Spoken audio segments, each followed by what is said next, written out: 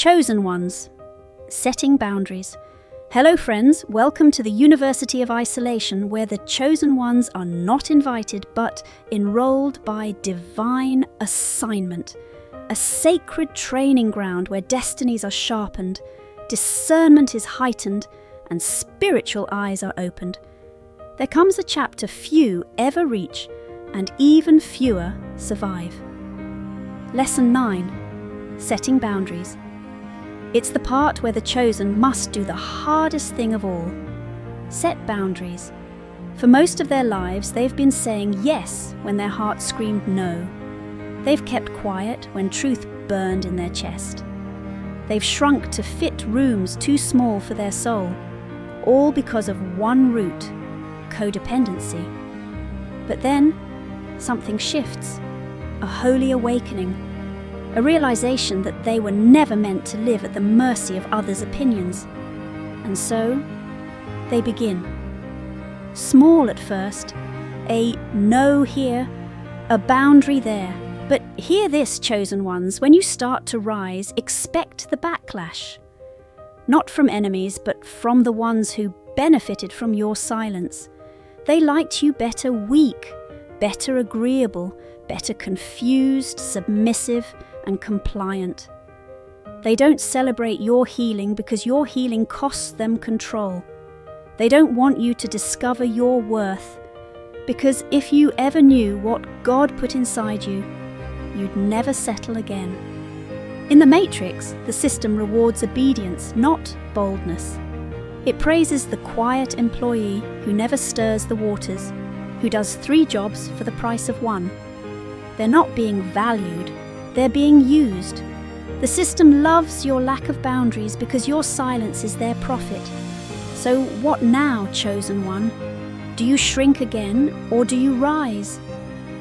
Even if it costs you everything and everyone. For what shall it profit a man if he shall gain the whole world and lose his own soul? Your soul is not just your eternity. It's your mind, your will, and your emotions. And every time you ignore your truth to please others, you lose a piece of it. Don't lose your soul to keep the peace. That's not peace, that's silent slavery. Even Jesus set boundaries. He walked away from crowds. He rebuked Peter when Peter got in the way of his purpose. He loved people, but he didn't let everyone get access. Chosen ones. It is better to lose everyone, including family, than to lose yourself. Because if you lose yourself, you lose the very voice God gave you to navigate this world. Let them talk, let them misunderstand, let them leave. But you don't abandon you. This is the lesson of boundaries, not walls to push others away, but gates to guard the garden of your soul. Because the moment you start living by heaven's rhythm, the matrix will shake, but your spirit will soar. The University of Isolation is not a place of punishment, it is a place of preparation. You will learn to set boundaries not as an act of rebellion, but as an act of reverence for who God made you to be. You'll learn that love without boundaries becomes slavery. That peace without truth is just performance. And that loyalty to dysfunction is not holiness, it's bondage. In isolation, God peels away the noise. He exposes the patterns. He trains your ears to hear His voice above the crowd. Because where you're going, you cannot afford to be bound by what once broke you.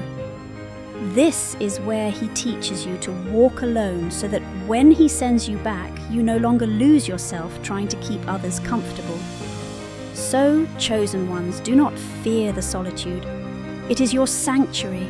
It is your training ground. It is where the timid turn into lions and the voiceless rise as prophets. Isolation is not the end of your story, even though it may feel like it at times. It's the womb of your becoming.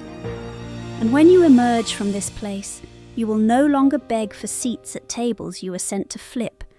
You'll know your worth, you'll protect your peace, and most of all, you'll walk in step with the heartbeat of heaven, undaunted and unshaken.